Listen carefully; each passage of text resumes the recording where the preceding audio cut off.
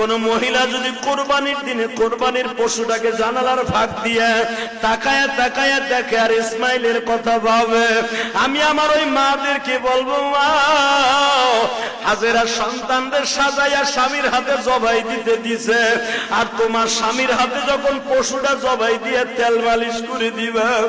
এই পশুটাই দিয়া বলবে, ও জাতির পিতা ইব্রাহিম,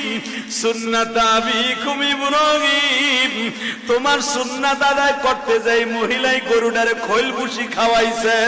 এই মহিলা গরম পানি করে দিয়ে আদর করে দিছে, এই মহিলা দারোয়ানকে বলছে, গেটম্যানকে বলছে গরুটারে সুন্দর করে গোসল করা। মনে রাখো গো মা, এই জন্যই দেখবেন গরু কিনবেন আপনি, গরুটার তদারকি দিয়ে দিবেন আপনার বিবির আন্ডারে। আপনার বিবি যদি এই গরুটারে তেল মালিশ করে দেয়, গরম পানি করিয়া দেয়, একটু আদর করে দাও গো মা, ইসমাইলের গাড়িতে তুমি জান্নাতে যাইবা। এই জন্য গরু কিনা বাড়ির সামনে ঝুলাইয়া রাখবেন,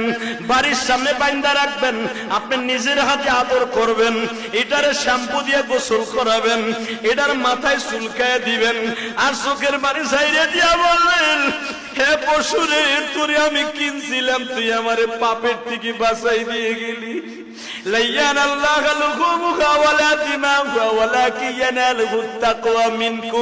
আমার আল্লাহ কোরআনে বলে, আমি গোশত হাড্ডি মাংস কিছুই খাই না রে বান্দা,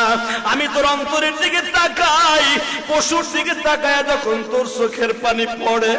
তোর পশুটা তো আইসা আমার কাছে বলবে, মালিক রে, কোটি কোটি